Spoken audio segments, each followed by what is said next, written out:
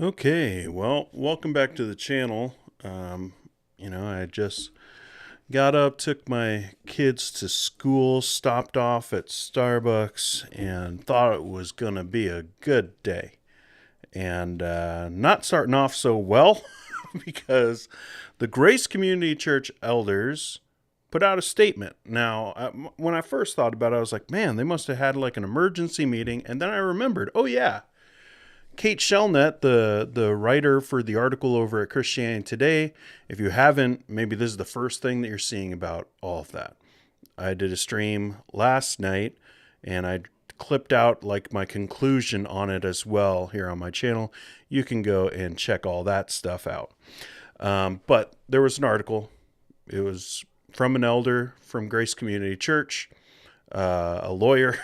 Like, again, just if you ever needed someone to have credibility, it was this guy who decided to talk to Christianity Today and tell them his side of the story of how he tried to seek justice for Eileen Gray and others within the counseling wing, I guess, of Grace Community Church. So my first thought was like, oh, they had an emergency meeting last night, and then they put out this statement. But Kate Shellnutt gave them plenty of opportunities. Like, she put that in the article. She wanted to be able to have a discussion with them. So my conclusion is that they had this. They had this all prepped and ready to go for whenever this article dropped. And they probably were well aware of what day that would be. So let's take a look at what Grace Community Church, because a lot of us have asked, like, when are they going to respond? When are they going to respond to this stuff about Eileen Gray, Wendy Guay, others within the church, things going on with the counseling wing of Grace Community Church? When are they ever going to respond? And we've had crickets. A couple little tweets every now and then, but overall, not a whole lot until today. So you can look, this is at gracechurch.org. You can find it. It's up there for now. We'll see how long it stays up there.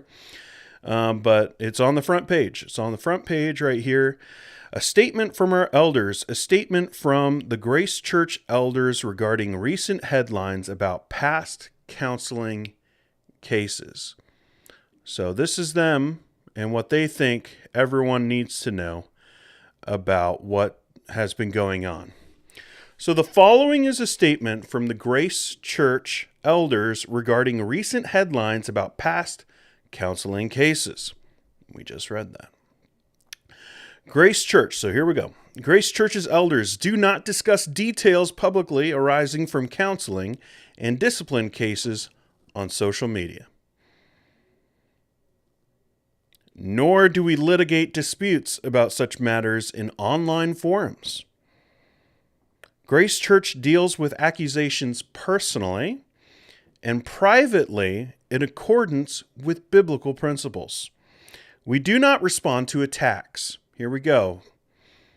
For someone who says, we do not respond, this seems pretty incendiary, but we do not respond to attacks, lies, misrepresentations, and anonymous accusations. Our church's history and congregation are the testimony. Myriads of Grace Church members who have sought counsel at our church will testify that the counsel they receive is biblical, charitable, supportive, and liberating. So, for anyone who is hoping, well, maybe they're going to learn from this. Maybe they'll read the article, they'll see everyone talking about it, and they will take appropriate steps to make sure that this never happens again. They'll apologize to Eileen Gray. I think this is all we're probably going to get. And man, is it awful. One, this reporting has actual proof, has people who were there, not anonymous sources, which I guess are the stories of these women who are talking about what happened to them, like who aren't Eileen Gray and Wendy Guay, the people that we know of, but these other women who aren't named in the article. I guess those would be the anonymous accusations, but they're anonymous because of what it is. Like it. All right, you go, just stop for a second and think about the pastoral qualifications. And you think about, okay, someone who meets those qualifications, how would they respond to this stuff? Even if they disagreed with it. Would it be this? I doubt it. If someone was accusing me of things like this, I would not be responding this way, lashing out, attacks, lies, misrepresentations, and anonymous accusations. Where in this is anything of love? All right? Even if you disagree with these women and their accounts of how things went down, even if you think that way, a pastor who is qualified should be able to look at these women, understand that they're hurting, and be like, hey, you know what? We don't agree with their accounts of how things happen, but we do, we love these people. We're sorry that they felt harmed. They don't even go down that route. There's no love here. To me, I look at this, and this is a corporate statement trying to get out of getting sued. That's what I see. And attacking those who are coming against you. Not turning the other cheek, not saying, hey, we're not perfect. I don't think anyone realistically expects them to be like, you know what? After all this, we're shutting down everything. We're shutting it all down. We're firing John MacArthur and all the elders who were on staff at the time. Like, no one is expecting that. What people are hoping is that they would be humble enough to see, oh, wow, there have been some people that have been really hurt in our church. And by proxy, because of how many people who look up to this church, the thousands of pastors who look to John MacArthur for anything and everything, who expect him to be like, whatever he says, I'm going to go with. Like that kind of mentality is out there. I know those people. I've ministered alongside of some of those people. All right. They're out there, and they're going to look at this and be like, here's the blueprint. Here's the blueprint for how we respond when we're attacked and maligned online, on social media. And we do not litigate disputes on online forums. Well, welcome to 2023. Maybe you've been asleep for a while, but the whole world is online. We do a lot of things online. We bank online. We sometimes we even do politics online.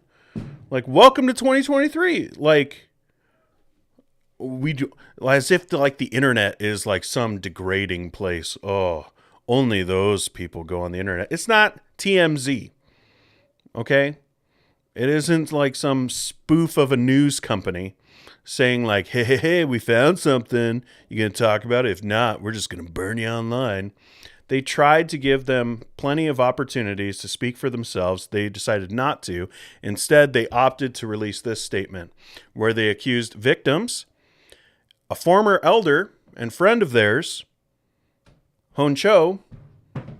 They're calling him a liar, that he's an attacker, that he's misrepresenting, and then the women are anonymous accusations. Are you done with Grace Community Church yet? Like, this is the hubris. This is the bubble. They're not going to be humble enough to learn from mistakes and admit any fault. They're not going to apologize to Eileen Gray, Wendy Gray, all the people that have been hurt within their church. Because after all, many myriads of Grace Church members have been, helped. They sought counsel at our church and will testify that the counsel they receive is biblical, charitable, supportive, and liberating. Cool. But what about the dozens, apparently, of women that didn't have that that narrative be their story. Oh, it's, these guys, they want to talk about doctrine and how like I've heard it so many times, what if there was, I don't know, a little rat poison in the pie? Would you eat the pie? Like they do those kinds of illustrations for everything when it comes to doctrine. Here it is, them being like, oh, there's some really like hurtful stories within the counseling wing of Grace Community Church. Like, nope. Overall, though, it's been biblical, charitable, supportive, and liberating. So here's the response. That is the response from Grace Community Church. I doubt we will get any more response than maybe a couple offhand comments from the pulpit, maybe at Shepherd's Conference, a couple jokes, I'm assuming, because it seems like that's how flippant they're going to be. And they're not going to allow any kind of accountability from outside. They're not going to let this touch their holy anointed Reverend John MacArthur, because after all, it's just attacks. It's lies, it's misrepresentations, it's anonymous accusations. All right, that's all I wanted to do. I just wanted to come on here and point out what Grace Community Church has been saying, and this is their response. Will there be more? I don't know, but this is pretty disappointing. I'll see you in the next one.